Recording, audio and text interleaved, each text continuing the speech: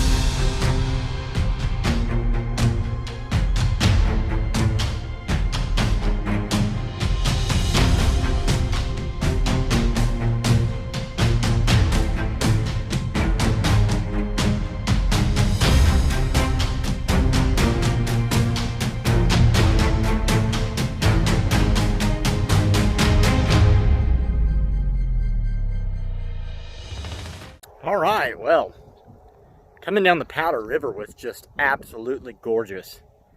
Again, the shift in ecosystems is so strange. Just coming from, 10 miles ago, a forest, down through valleys, huge trees, to now right here, river valley with just nothing on the hills around me. I mean, maybe 1 or 2 little tiny trees. But other than that, it's just, barren. But so I was riding and I ran across this guy named Christopher. And he was fishing. And right as I passed, he yanked this big trout up out of the water. And so I stopped and talked to him for a little bit. And yeah, he's a Christian also. Retired Marine. And we were just talking about life and, you know, several other things. And he was telling me that the river goes right through Baker City.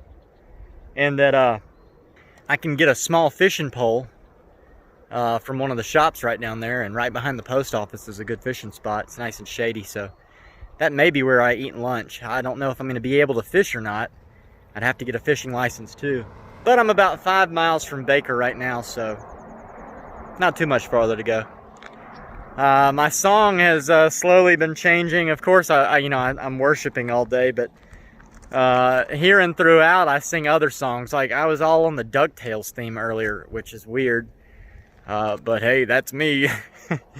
But no, I'm singing that song, you know, Home, Home on the Range, where the deer and the antelope play, where seldom is heard a discouraging word, and the skies are not cloudy all day. And I was like, you know what? He's right. And so then I really started thinking about the lyrics, and I was like, I've seen a lot of deer, a lot of antelope. Yeah, definitely a lot of home ranges, you know, just open range. Yeah. You know, skies aren't cloudy all day. Nope. Now, you know, I'm not hearing really any discouraging words at all. Why didn't he say, we're never is heard a discouraging word? I figured it out. The man that wrote that song is married. No, all jokes aside, it's been a great trip so far, and I'm thankful to have my spouse's support in everything that I'm doing. But I was just thinking, seldom, why not where never is heard? Because I haven't heard any discouraging words out here. Anyway, again, more of my strange thoughts from hours of solitude. I love you guys. I'll see you later.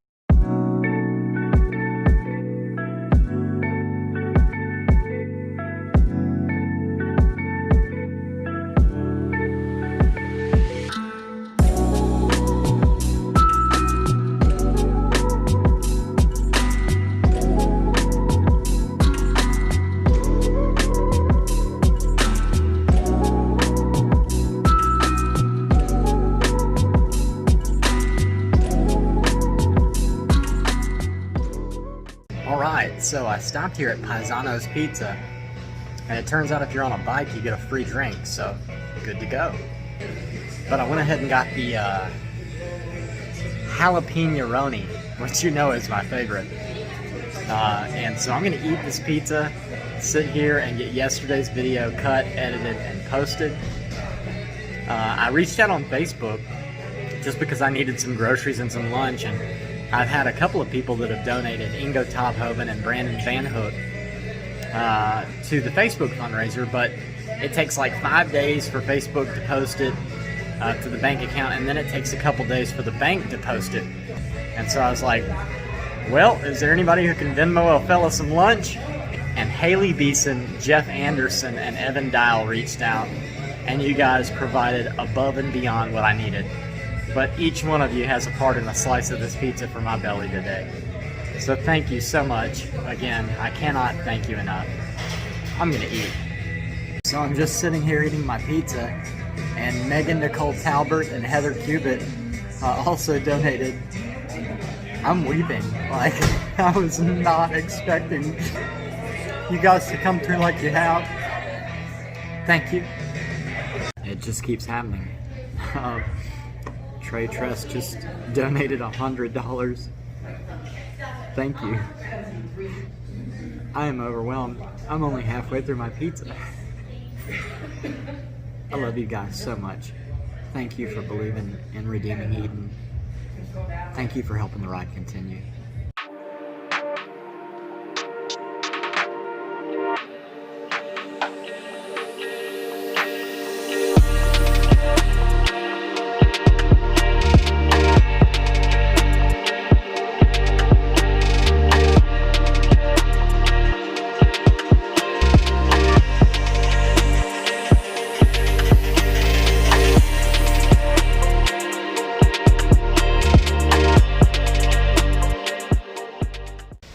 So I went ahead and stopped here in Baker. I wanted to be able to go to church in the morning, but I can't find anything that's close enough to go to. There's a church all the way over on the other side of the city that I could go to. I've got so many miles to do. I'm concerned about doing it, but I know the Lord will put the right people in my path, like He did tonight. So tonight I get here to A-Frame RV Park. And I pull up and I look at my map and I've got 80 miles to get into Idaho. So if I divide that 40 and 40, that puts me 2 days out. I wanted to go farther today, but the next strip, there's nothing again for quite a long time. So I was just like, well, what do I do? So as I was just about to leave the city, I noticed this A-Frame RV park on the left. And so I pull up and the office is closed, and a lady walks around named Michelle. And so she, tells me how much it is, and I was like, yeah, all right. I think I'm gonna head on down the road. I just don't see spending other people's money. It was like $21 for just a place to sleep, Don't really know what else to do. She said, well, what are you doing? And I explained to her, what I was doing. And she said, I tell you what, I'll cut it in half. Will that work? I said, absolutely, I can do that. So we walk inside the office and we continue talking. And she said, my husband and I are believers too. We bought this park about a year ago. And she kind of talked me through what all was going on. And she has a friend who is also a recovering addict who's been clean for about 4 years now. And so as we talked, we finished filling out the paperwork. She handed me the ticket, and I handed her the card, and she said, no, it's on us. Enjoy your night tonight. So thank you, Michelle. Over and over again, I have just seen the glory of the Lord in the land of the living, and it's through people like yourself, people like, my friends who donated today. Just amazing day, really restful day, and I kind of needed it. I went 23 miles, which is less than my 40 a day that I need to do. But I'm at a good stopping point, and I'm where I'm supposed to be. So at least I know that much for sure. So I got the tent all set up. I am also in range of service, so I will be able to get this video cut, edited, and posted for you guys to see. And yeah, that's pretty much it. If you know of a loved one who has passed from addiction, please get me their name somehow. Either put a comment on YouTube, put a comment on Facebook.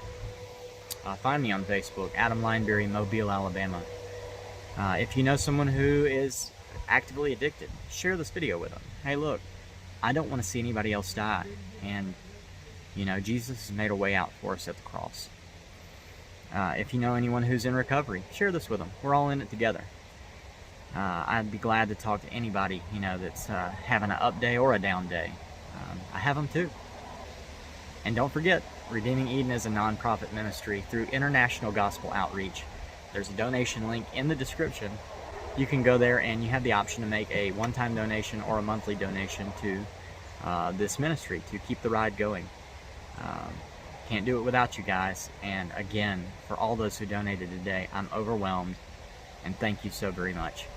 So, from Baker City, Oregon. I was told it's Baker by Mike the other day to quit calling it Baker City. So, yeah, from here in Baker, Oregon, 2 days away from Idaho, hopefully. I love you guys. Jesus loves you. I'll see you later. Have a good night.